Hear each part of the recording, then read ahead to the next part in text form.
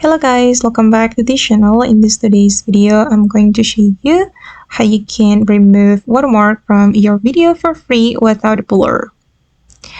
Okay, let's get into it guys. First of all, you need to go to your browser and then you have to search for watermark remover. And then there will be a lot of websites you can use to remove your watermark. But I recommend you to visit this website, Online Video Cutter. I'm going to click on the website and we're going to upload our file here. You can click on open file and choose a video you want to remove watermark from.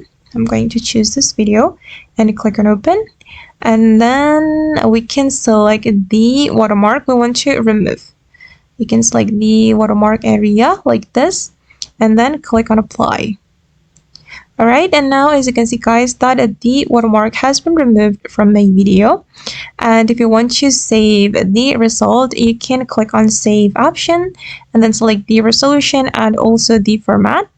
I'm just going to choose this resolution and then we can click on export, and we're going to click on save to save the video to our device.